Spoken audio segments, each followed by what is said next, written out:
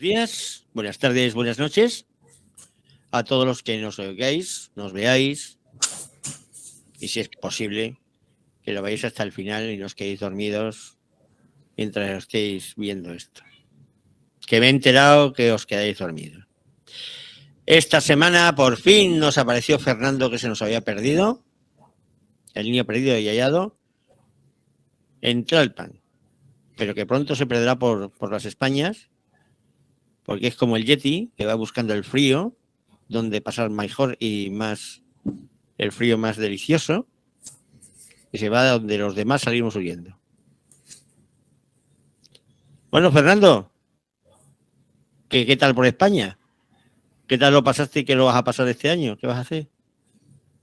Pues voy a visitar, desde luego, pues tengo que llegar a Madrid, pero de ahí salgo luego a Burgos, a la tierra de mis antepasados, bueno, cerquita, y pienso viajar por el norte de España, León, ¿no? Santiago de Compostela, todos los pueblitos que haya por ahí, obviamente comer pulpo en Meliade. Y pues ese es mi plan, un mes allá. Pues muy bien, que te congeles a gusto. Pues. Vamos, nosotros venimos corriendo de allí por el frío y tú te vas allí a bañarte en él. Y es cuando no hay gente. No, te lo aseguro, no hay nadie. Estamos todos aquí. Todo bien. Sí, no, en verano yo, olvídalo, no, nunca me verás en España en verano. Donde no te viene nunca en España es en invierno, seguro. Entonces, nada más en invierno. Porque yo a ti no te voy a ver. No voy a estar allí, o sea que... Bueno, pues esta semana retomamos el formato habitual, que espero que nos dure el formatito este hasta final de junio. Damos la bienvenida de nuevo a Tino, que también se perdió la semana pasada, y está. A Sandy, a Arandía y a Carlos, los sospechosos habituales. Y bueno, seguimos con nuestro formato fantástico de preguntas incómodas. Y por supuesto tenemos aquí a nuestra estrella, Fernando, preguntín. Bueno, ahora que como está de moda el liberalismo, al menos aquí en el continente americano, con la entrada con la entrada del nuevo presidente en Estados Unidos y se ha puesto de moda el liberalismo, siempre he tenido la duda, ¿no? Desde un punto de vista budista, ¿tú qué dirías? Los tres derechos fundamentales del liberalismo, que es la vida, el derecho a la vida, a la libertad y a la propiedad privada, ¿tú qué opinarías de esos tres derechos? Y si son derechos, y en general de los derechos. Derecho. Hombre, primero, el tema del concepto de derecho es un tema que se desarrolla en Roma. ¿Ok? Y esto estamos hablando de la India bastante tiempo antes. Yo no creo que hubiera muchos derechos en la India en aquella época. Básicamente había unos gobernantes.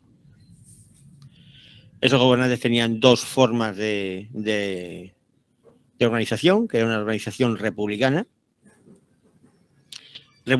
democrática, como diríamos ahora, es decir, se juntaban los chatrias, que eran las jefes de tribu,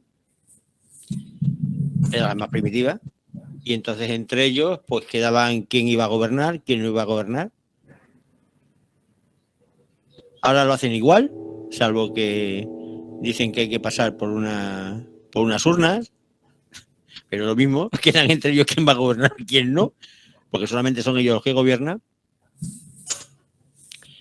Y luego había sociedades más evolucionadas que había conseguido algún jefe de eso convertirse en dictador y conseguir incluso ser rey.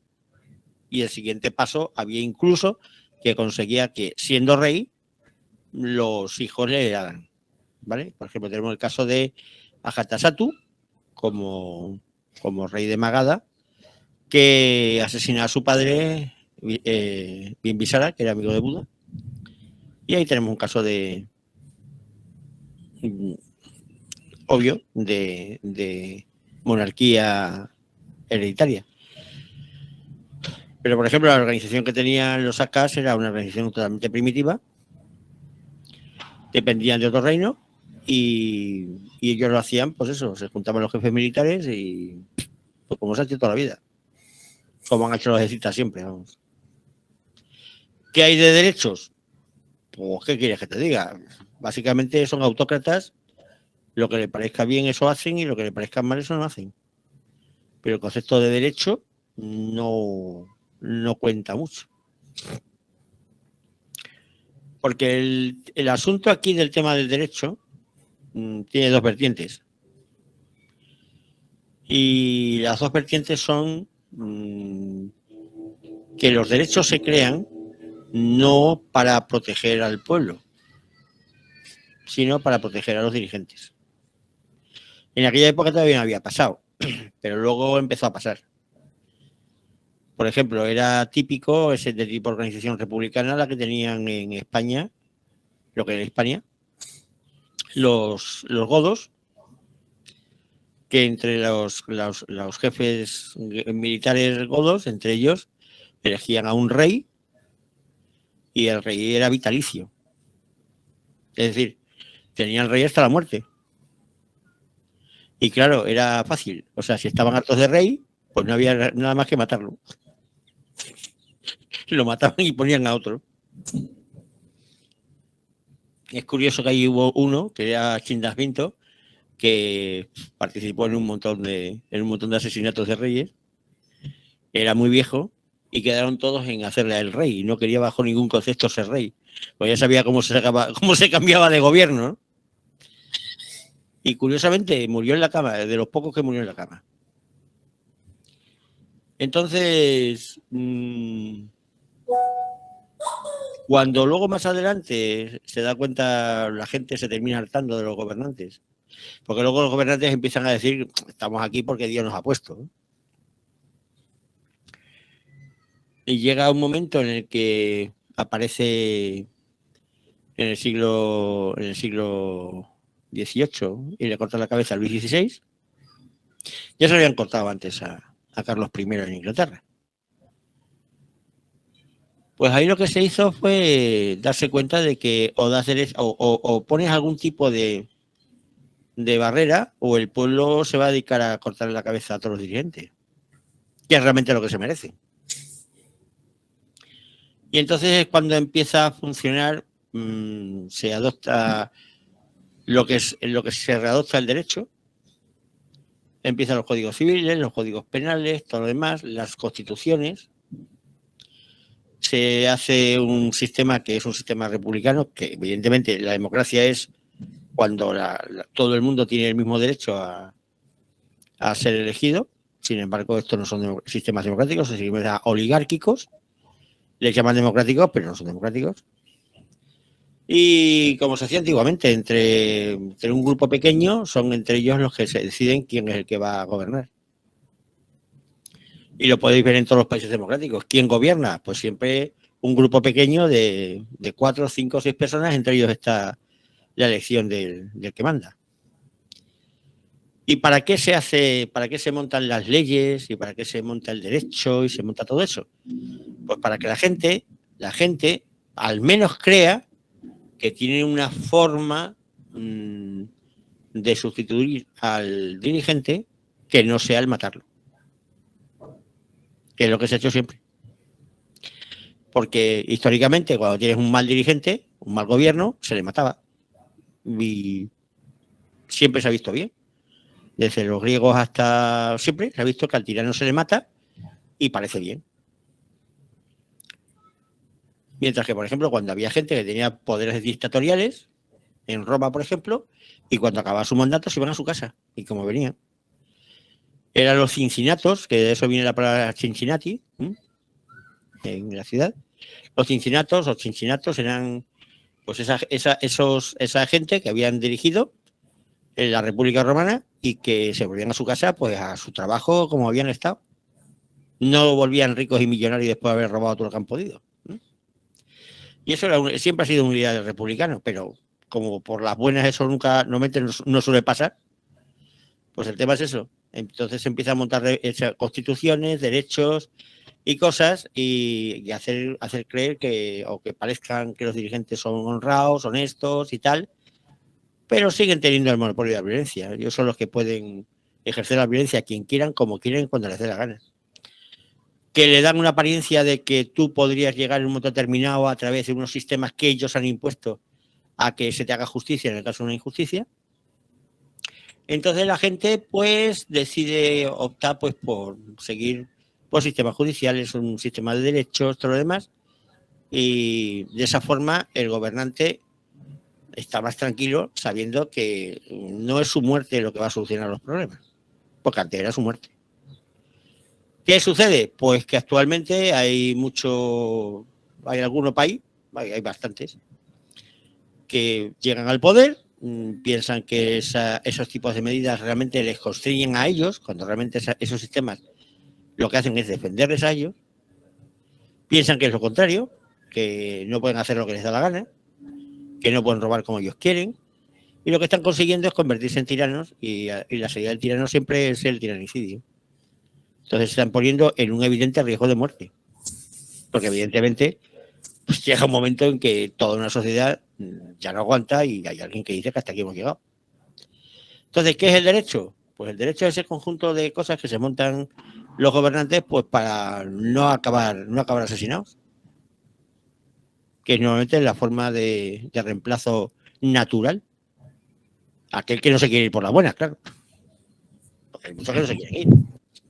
Bueno, y luego está el que manda por detrás, ¿no? Que es el que luego está el que manda por detrás, no, que es el que verdaderamente manda y que no se juega al cuello. Pero es que el que manda por detrás, eso empezó justo con el Luis XVI, porque hasta ese momento los que mandaban aparecían los primeros y eran los que daban la cabeza a todo. Y aparecían en las procesiones, y aparecían en todos lados. Luego se dieron cuenta que aparecer mucho podía ser contraproducente, porque en la época del terror, ahí se le cortó la cabeza a todo el mundo. A todo aquello que levantara la cabeza se les cortó. ¿Qué empezaron a hacer? Los que realmente tienen poder empezaron a poner a empleados, a políticos empleados, y esta gente, pues, hace lo que les manda. Y si hay alguna historia, pues los que acaban mal son los políticos.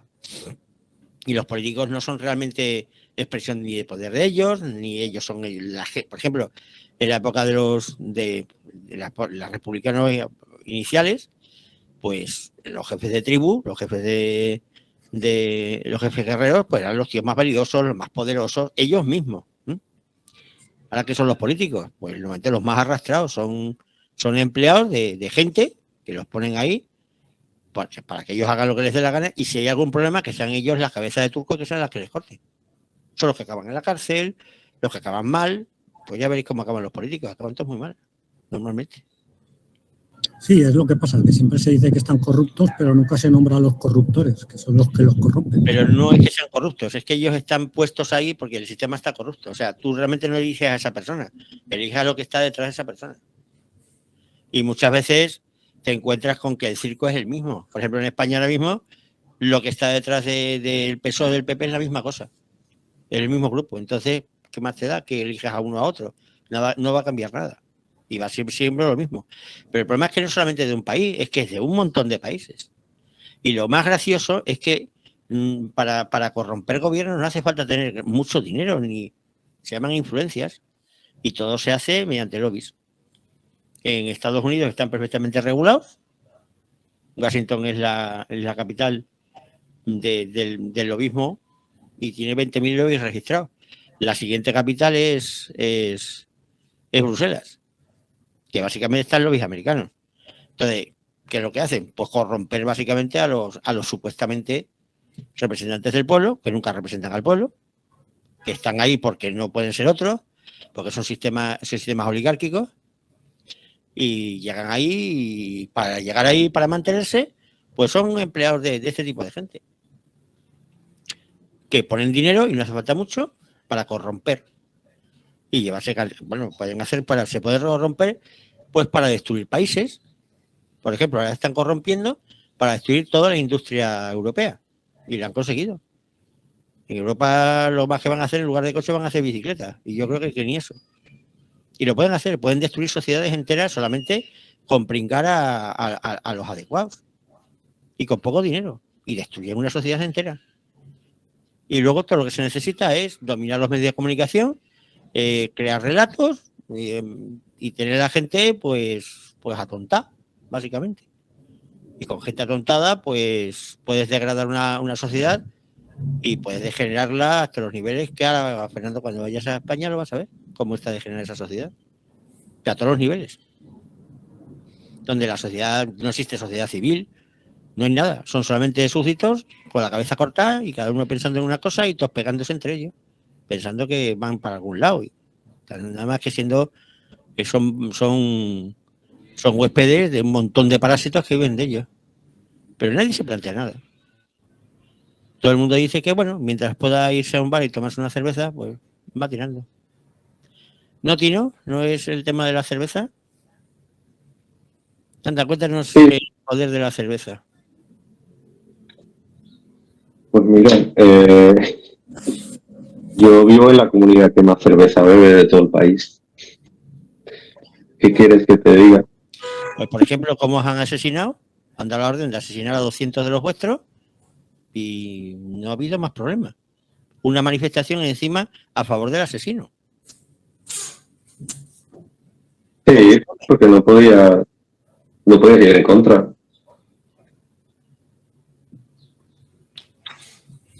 Era alucinante. Te mandan matar, lo sabes. El tío que te asesina, sí, los hemos matado. ¿Por? ¿Qué problema hay? Necesitamos un relato. No, echarle la culpa al tonto, no al culpable. Pues tenemos unas cuantas ahí y ahí están. Y claro, había que hacer el daño y había que hacer que el daño fuera lo más grande posible. Entonces, claro, se prohibió cualquier tipo de ayuda y siguen todavía sin ayuda, que yo sepa ahí, ¿no? Y es que están esperando que haya más muertos para poner el relato del cambio climático.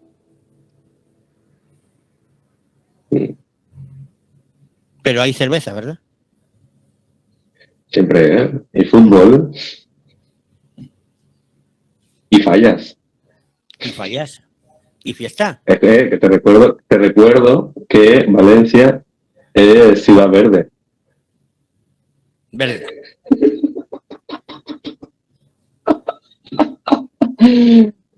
Declarada ciudad ecológica de Europa. Qué bien. Pero en fallas no medimos el aire, no lo medimos. No, ni el ruido. No. Esos días no funcionan los aparatos. Qué actualidad. Qué bueno. Bueno, Fernando, ¿más o menos te vas haciendo idea de lo que es el derecho? Sí, bueno, digamos que recapitulando, el monarca o el dictador en turno da derechos para que no le corten la cabeza. Sí, deja un poquito. Entonces, pero al final de cuentas, por ejemplo, en la actualidad, hay derechos de todo. O sea, las necesidades y los deseos se han convertido en derechos. Entonces, pues el derecho... Pero fíjate, se convierten en derechos siempre y cuando sirvan para enfrentar a la sociedad. ¿Por qué? Porque si tiene la sociedad enfrentada, el gobernante vive muy a gusto. Entonces crea derechos, pero ¿qué derechos crea? Por ejemplo, creamos el derecho de que no se pueda, de que la gente vulnerable no se la pueda echar si no paga el alquiler. Vale, muy bien. Pero ¿quién da el derecho? El gobernante. ¿Contra quién da el derecho? Contra el propietario de la casa. No lo está dando el gobernante. Sí, es que lo tuyo se lo tengas que dar a aquel otro. Y así voy haciendo unos contra otros de forma que todos odiéis. ¿Para qué? Para que no metéis conmigo. Sí, al final de cuentas... Hay derechos absurdos. derechos que no tienen sentido alguno, o derechos que van en contra de toda lógica y de toda razón y de todo derecho. ¿Vale? Sí, está el derecho a la educación, el derecho a la alimentación, el derecho a la vivienda, el derecho a todo lo que quiere la gente. Pero los liberales, por el otro lado, dicen, bueno, si algo cuesta, no es derecho, porque alguien tiene que pagar por él.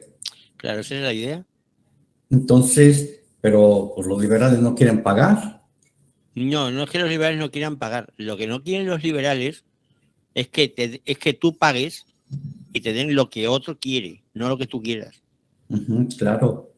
Porque aquí el sistema es, yo te quito a ti el dinero, yo te robo ese dinero, y de parte de lo que yo te robo, te voy a dar una educación que va a ser hacerte idiota o hacer idiota a tus hijos para poder seguir robándole. Y dice el liberal, oiga, ya que tengo que pagar yo la educación, ¿por qué voy a pagar yo 3 veces más de lo que vale para que encima me estés perjudicando? Ese es el tema. Entonces, ¿qué podemos hacer? Podemos recurrir a algo que nos falla, la envidia. Que tiene una sociedad envidiosa, es que es rico y por eso quiere eso. Cuando tú lo que tienes que hacer es ir contra el rico. Y como el rico quiere, por ejemplo, pagarse él la educación, fíjate tú, si se la paga él, va a tener buena educación y tú vas a tener mala. No importa que tú la tengas mala. Lo que no tienes que querer es que él la tenga buena. Claro, es verdad. ¿Por qué la va a tener él buena si todos la tenemos que tener mala? Y ya está, ya lo tienes montado. Cualquier de eso se convierte en eso. ¿Y qué se hace con ese dinero? Pues el dinero pues se sigue robando.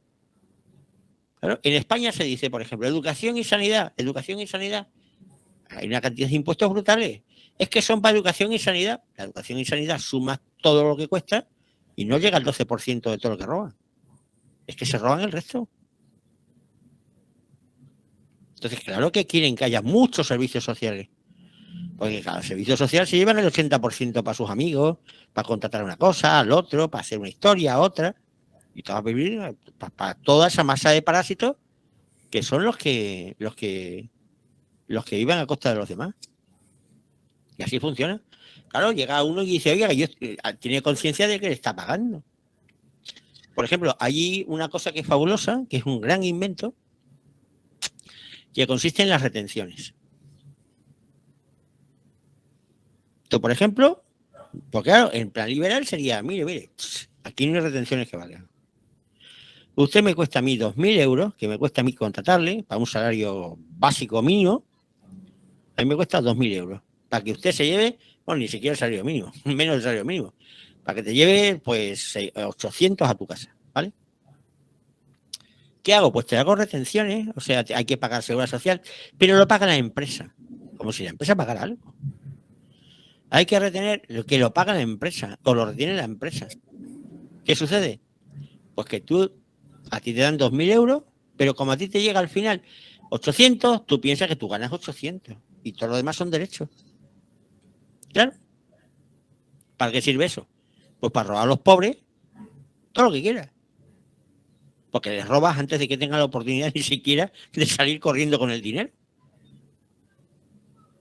Entonces eso están pillados de base. Y encima además no son conscientes de que les están robando hasta el alma.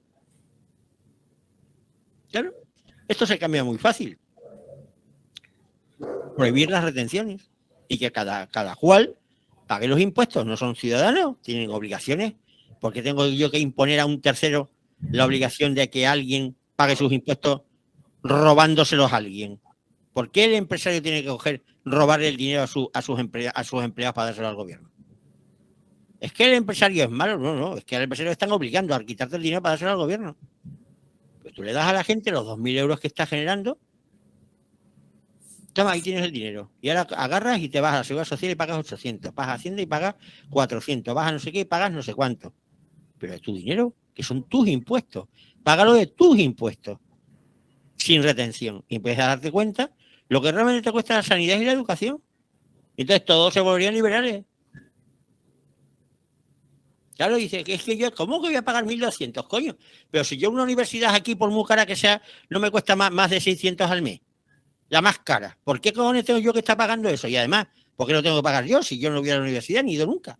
¿Por qué se lo tengo que pagar yo a otro? Es que es solidaridad. Sí, que es solidaridad. Claro, en esas estamos. Pero si la gente no es consciente de que le están robando, no hay ningún problema.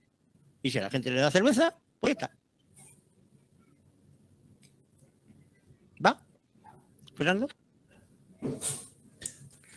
Porque claro, ¿quién son los aquellos que pueden no pagar impuestos? Antes que no se pagaban impuestos, a cierto punto, uno daba el dinero que quería dar a los demás. Claro. Y yo, por ejemplo, yo no le quiero dar dinero a los humanos. No me nace. Yo, por ejemplo, cuando tenía dinero en exceso, yo iba a un refugio de animales y les daba dinero y compraba croquetas para gatos, para perros, y finalmente adopté 2 gatos. Y yo le doy el dinero a quien yo quiero. Claro, pero es que el Estado consiste en que es el gobernante el que tiene mejor sentido que tú del dinero y entiende mejor que tú cómo se tiene que gastar el dinero y se lo da a, pues no sé, a gente que se dedica a matar gatos, por ejemplo, porque entiende que mejor dárselo a gente que mata gatos, por ejemplo. O imagínate, le da el dinero que te roba, se lo da a creadores artísticos que hacen unas películas de porquería. Bueno, es que tienen que dar, porque evidentemente no podrían vivir sin ese dinero. Claro. Pero fíjate, hay ejemplos. Todos. Hay gente que sí está dispuesta a subvencionar esas porquerías, pues que lo pague. O por ejemplo, cuando tú ya vas al cine, tú estás premiando. No, eres tú el que tienes que pagar la porquería. ¿Tú quieres que se pague una película de Almodóvar? Es muy fácil. Vete a ver la película de Almodóvar. Claro, exacto. ¿Pero por qué la tengo que pagar yo? Si cuando tú vas al cine, tú estás premiando a quien quieres ver. A quien quieras, a la película que te gusta, etcétera, ¿no?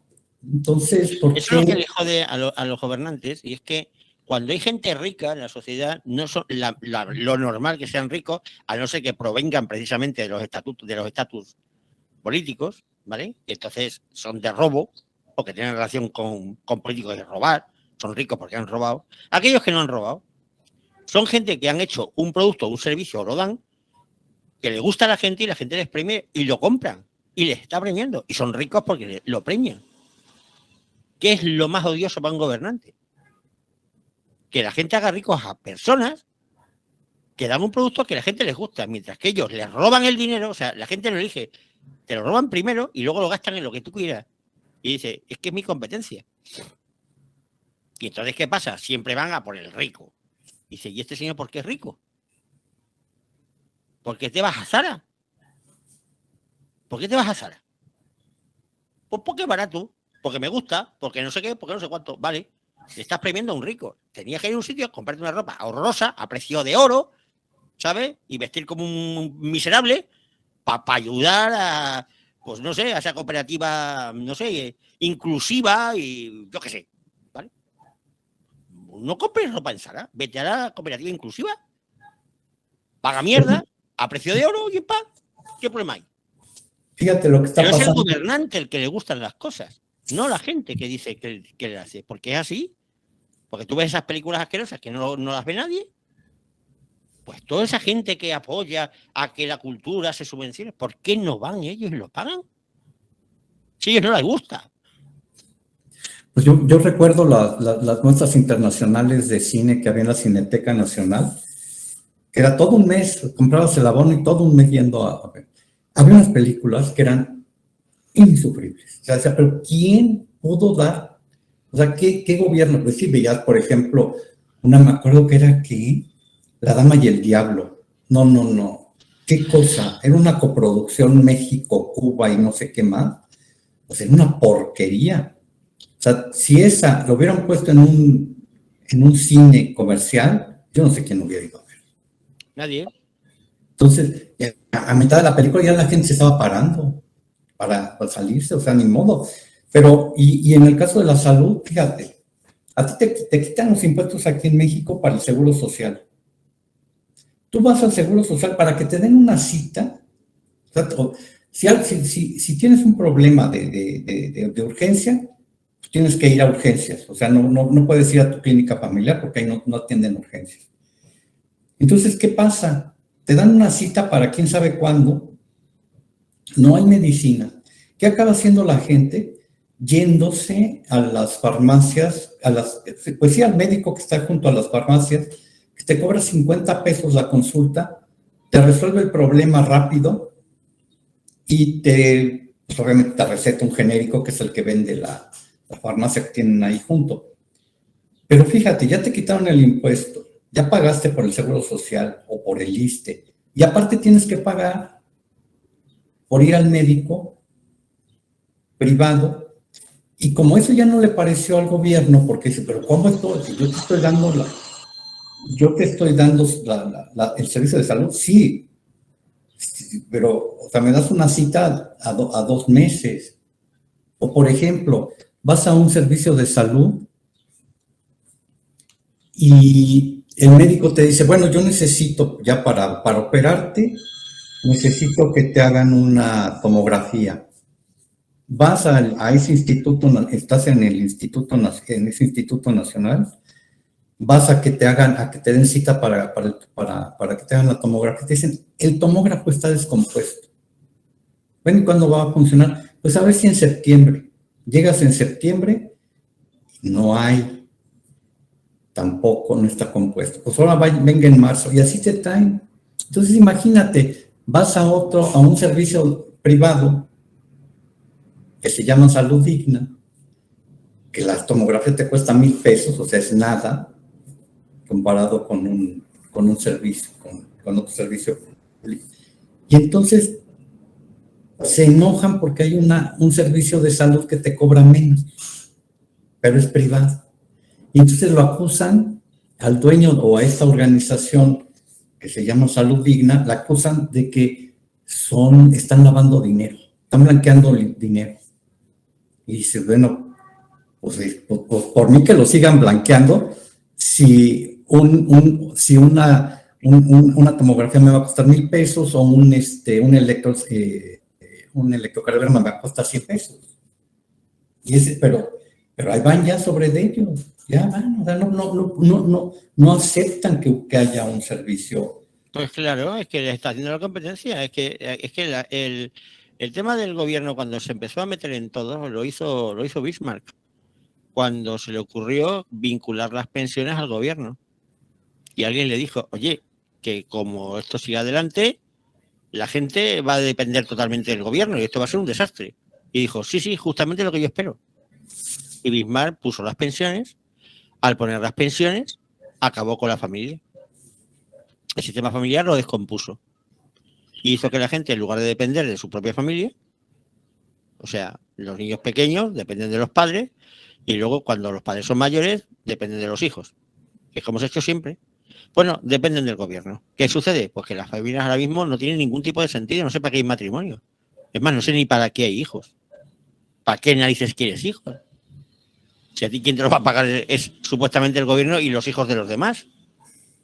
Entonces, ¿para qué vas a hacer tú nada de eso? Entonces, ¿qué hicieron? Pues depender todos del gobierno, y es lo que sucede. Ahora la gente depende del gobierno, no dependen de su familia, y ves sociedades en las cuales la familia está dejando de existir, deja de tener sentido.